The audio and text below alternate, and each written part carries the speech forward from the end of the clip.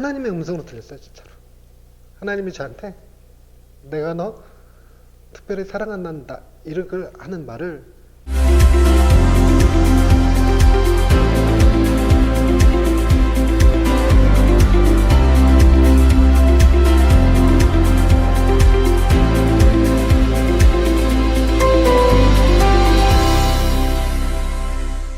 목사님은 팀켈러 전문가로 알려져 있고요. 또 시티스 코리아의 공식 팀켈러 강사로 이제 활동 중이신데, 팀켈러 목사의 좋은 점, 우리가 배울 만한 점 세 가지를 그냥 키워드로 딱딱딱 한번 말씀해 주시겠어요? 키워드로 말씀드리라면 정체성, 그리고 복음, 그리고 세 번째가 스토리, 이렇게 얘기할 수 있을 것 같아요. 제가 사실은 지금도 그렇지만 자존감이 형편없습니다. 그러니까 부모님이 시각장애인이셨고 제가 심장병 환자인데다가 어릴 적에 껌파리 생활을 했고 맹인 사회에서 살았어요. 그러니까 학교에서 왕따 많이 당했고 제가 이렇게 운동을 못해요. 심장병이 제가 뜀박질을 못하는데 학교에서 그래도 아무리 안 해도 이렇게 체력장 같은 거 하잖아요. 그런 거 하면 애들이 제 옆에서 뒤로 뛰면서 놀렸어요. 지들보다 느리다고. 뭐. 그리고 뭐 때리면 맞아야 했고 뺏기면 빼앗으면 뺏겨야 됐고 이래서 제 안의 이 정체성은 나는 만물의 찌끼 같은 존재다. 사람들이 함부로 대해도 되는 존재다. 그러니까 우리 부모님이 함부로 대하면서 크셨거든요. 많은 사람들이 뭐 장님이라고 불리우고 뭐 누구도 한 번에 딱 보아서 존댓말하는 사람이 없었어요. 부모님한테 다 부모님 보자마자 반말하고 뭐 이런 문화 속에서 커서 그 옛날 같으면 우리가 노비 문화 속의 노비들 아니었을까, 제 스스로 그런 느낌이 좀 있어요. 그런데 띵키를 딱 만났을 때 내가 존귀한 자일 수 있다라는 그걸 강하게 봤어요. 그러니까 이게 복음의 능력이라고 표현하는데 나는 내가 생각하는 것보다 훨씬 더 큰 죄인이야. 근데 나는 내가 기대할 수 있는 것보다 훨씬 더 큰 사랑을 받는 존재야. 이게 너무 좋았어요. 그래서 그 복음 안에서 이렇게 띵켈러를 연구하고 공부하고 하다 보니까 이런 메시지가 들리는 거예요. 삼위일체 하나님이 서로 사랑의 춤을 추고 계시는데 그 사랑의 춤 한복판에 너 있다? 이렇게 들리는 거죠. 하나님의 형상이고 예수 그리스도의 피로 값주고 샀고 성령이 성전을 만들어 주시니까 세 분이 나를 가운데 두고 나를 존귀히 여기며 춤을 추고 계신다는 상상만으로 아, 내가 그런 존재구나, 이런 생각을 갖게 하는 그 정체성이 너무 좋아요. 그리고 그전에는 제가 성과주의에 굉장히 함몰되어 있었어요. 그래서 뭔가를 내가 해내지 않으면, 하다못해 시험이라도 좋은 성적 받지 못하거나 학교라도 또 합격하지 못하거나 교회에 내가 맡은 부서가 부응하지 못하거나 이랬을 때 받는 스트레스는 상상을 초월할 정도로 힘들었습니다. 내가 이렇게 형편없는 존재지 맞지 뭐 이런 생각하면서, 그래서 그런 걸로 나를 증명하고 싶었어요. 나 이번에 합격했어, 나 이번에 성적 잘 받았어, 우리 교회 한 명이라도 늘었어, 뭐 이런 걸로. 그러니까 그런 것이 저를 많이 짓눌렀는데 거기로부터 해방될 수 있었습니다.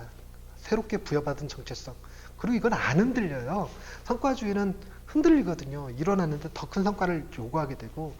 근데 그런 거 없으니까, 없는 건 아니고 있는데 조금 이쪽 개념도 있다 이러니까 조금 편안해졌다고 할까요? 이게 너무 좋고요.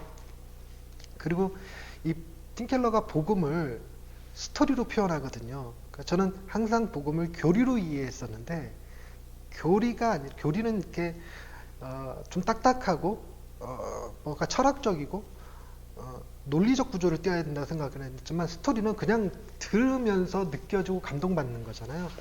근데 그걸 전혀 예전에 생각 못하다가 틴켈러를 만났는데 구약의 출애굽 역사가 스토리고 하나님의 창조 역사가 스토리고 예수 그리스도의 삶이 스토리고, 그리고 복음이 하나님의 요구하시는 바가 뭐고 우리가 실패한 게 뭐고 예수 그리스도께서 이루신 게 뭐고 그 결과 우리가 얻어진 게 뭐고 하는 것들을 설명해내는 게 스토리의 구조를 띠고 있는 거예요. 그래서 그 스토리의 힘을 새롭게 경험하고 있습니다. 스토리로 대하면 설교를 하는 나도 스토리에 함몰돼서 스토리에 젖어들어서 설교하면서 기쁘고 은혜 받고 그런 느낌에서 스토리를 참 좋아하고요.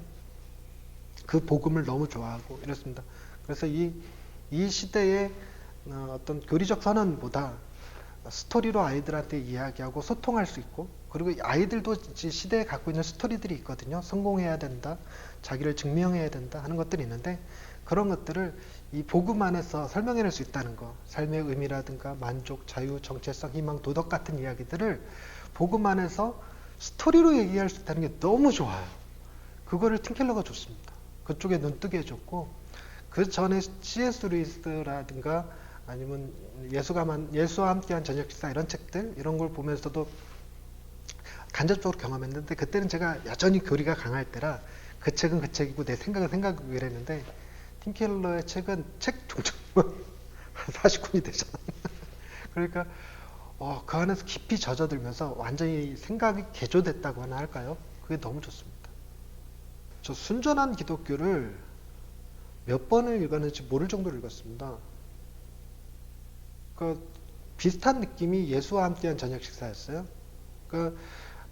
제가 그 당시에 제 설교 스타일이나 신앙 색깔을 제 아내가 좀 이해를 못했어요. 자기가 그동안 경험했던 목사님들의 이 설교나 복음 색깔이랑 좀 다르다 이렇게만 얘기를 했는데, 예수와 함께한 저녁 식사라는 책이 딱 나왔을 때 제 아내 표현이 그랬어요. 당신이 이 책을 표절한 거든지 아니면 이 저자가 당신 설교를 표절한 거든지 둘 중에 하나일 거야, 이렇게 얘기해 줬었어요. 그만큼 그 책을 딱 읽는데 맞아, 이렇게 주장하는 사람도 있잖아, 이런 느낌이었기 때문에 예수와 함께한 저녁식사라는 책을 읽으면서 굉장히 위로받아서 여러 번 읽었고요. 그리고 이제 오두막 맞나요? 폴 영이 썼던 그 오두막이라는 책을 읽는데, 그 주인공이 이렇게 범인을 만나러 갔다가 이제 하나님을 만나고 돌아오는 게 교통사고를 당합니다. 근데 그 친구한테 차랑 권총을 빌려줬던 친구가 그래 하나님은 만났나? 하고 이제 빈정거리듯이 묻는데 만났다고 하니까 그럼 혹시 나한테 전하는 말씀은 없었나? 이렇게 물을 때 그 주인공이 침대에 누워서 이렇게 굉장히 힘든 상황에서 말을 하는데, 하나님이 너한테 전하랬어. 내가 너를 특별히 사랑한단다 라고 하는데 더 못 읽겠더라고요. 거기서 제가 눈물이 팡 터져갖고요. 지금도 울컥하는데.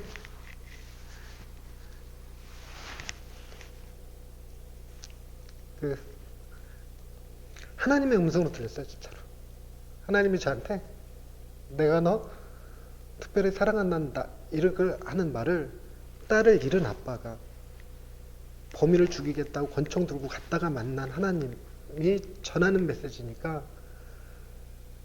나같이 세상 사람 아무도 알아주지 않고 세상의 만물의 찌개 같은 나를 내가 너를 특별히 사랑한다는 말이 사실이었으면 좋겠고 진심이었으면 좋겠고 이런 식으로 받아들였던 것 같아요. 그래서 엄청 울었었어요. 설득은 되지 못했고 그냥 희망사항이었죠. 근데 팀켈러 책은 그걸 논리적으로 다 증명해내잖아요. 난 특별한 사랑을 받는 존재라는 거를. 그래서 제가 특별히 두 권을 뽑아라 그러면 순전한 기독교와 이 오두막이 될 거고요. 예수와 함께한 저녁 식사는 시간 되시면 꼭 읽어보시다 이렇게 말씀드리고 싶습니다.